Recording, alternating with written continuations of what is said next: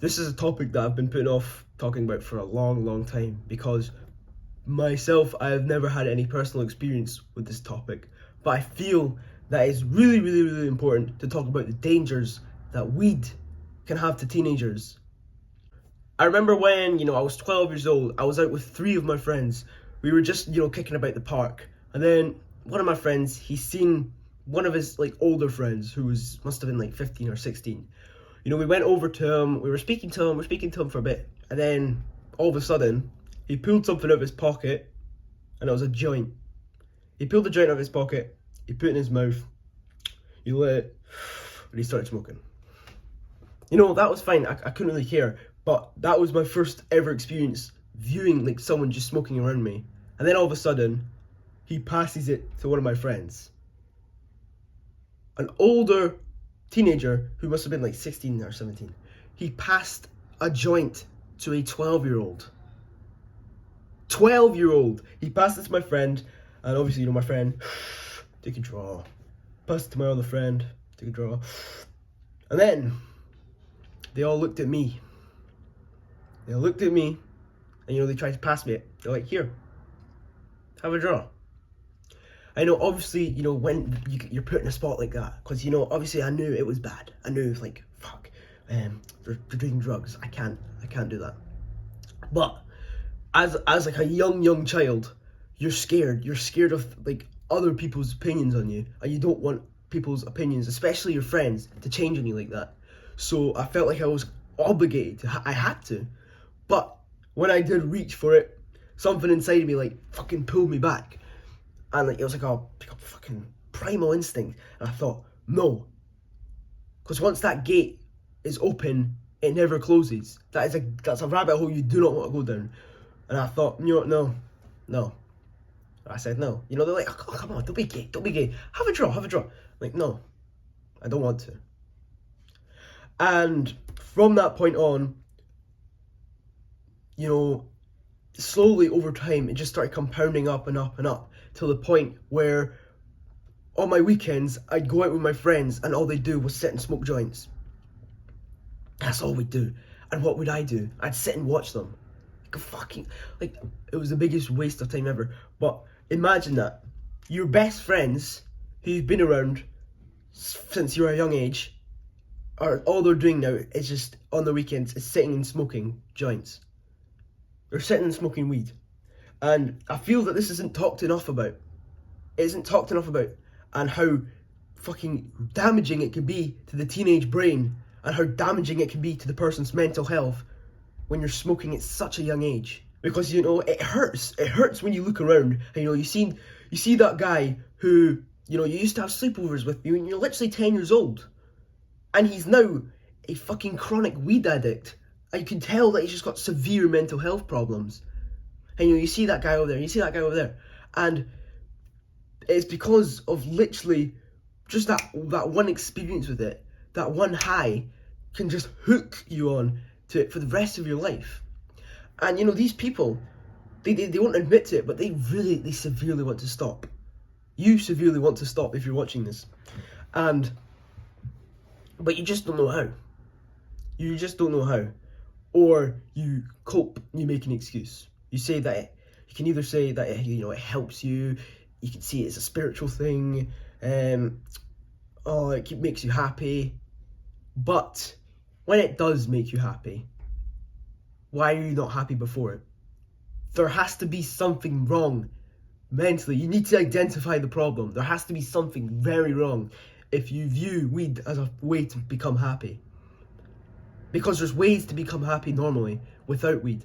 So why are you doing it through a drug? Why are you doing it in an altered state of reality? Why are you numbing your brain? Because we're teenagers. Literally, we're teenagers. Our brains aren't fully developed yet. Because when you do smoke weed, what does it actually do to you? It alters your state of mind. It makes you happy when you shouldn't be happy.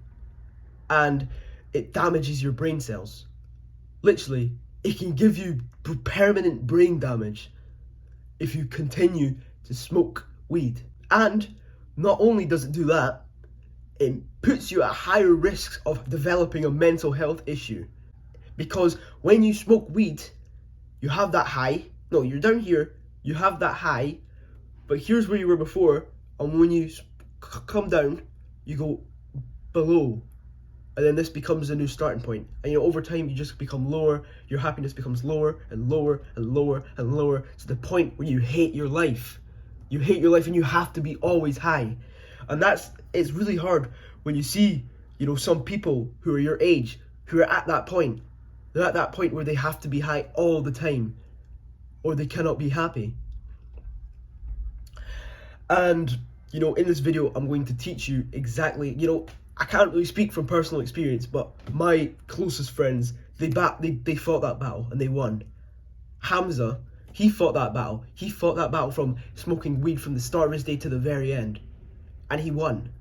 That's why I'm giving you hope that you can win. You can defeat this fucking curse. Because most people, they have that ambition, to climb, to become the best.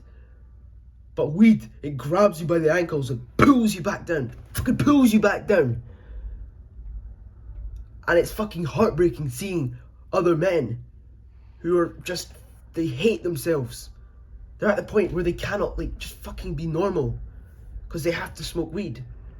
Okay, rant over. Now let's get to the good part. If you've decided that you do want to quit smoking weed, then there's a 4-step process that I would go through if I were you. So, number 1, identify the problem. Identify why. Find your why, and you'll find your how. That's a good phrase I like to think of sometimes. If you're trying to eliminate a bad habit, determine why you're doing it. Is it because you hang around with your friends and they're doing it? Is it because you want to fit in? Is it because your life isn't good enough and weed makes you happy? Is it because you're trying to numb pain? Is it because you like being in an altered state of reality? Just find why. Once you've found that why, fix it. You need to fix that why. Say, it's your friends that are like making you, they're peer pressuring you into it, and you just want to fit in. Find new friends. You need to eliminate the thing that's holding you back. The second step I'd like to say do your friends contribute to this addiction? Do your friends, encourage you to do it? If they do, if all your friends do smoke weed and that's what they're about, that's what they want to do, then you need to completely cut them out. If you, right now, are trying to stop, they will not be happy with it. They will not be happy with it. They'll laugh at you and they'll bring you down because you're doing something that they can't. They are at this point where, they're so hooked onto weed, they're now delusional. Whereas if you're trying to quit, they're going to hate on you. So you need to cut these people out. You need to cut the negative people straight out of your life. Because they're going to keep dragging you down. You can join my network if you want, but find an accountability partner. You need someone to keep you accountable and to cheer you on. Because you're going to be having so much more fun doing it if you have someone who is also came from the same struggle as you, and it's like, they're cheering you on. They're like, come on, you're doing so well. Keep going, keep going, keep going. Don't give in now. Don't go smoke a joint. Don't keep going. You're doing amazing. You need that accountability partner who's going to fucking push you to do better. The third point about quitting is, now that you've eliminated the friends, you've eliminated the going to it, you need to have discipline. You need to have discipline to stay consistent and to stay away from it. You just need to have discipline to say no. Discipline to say no to your brain, because your brain is just self-sabotaging itself. It's punching it in the face. You need to just completely cut it out and say no.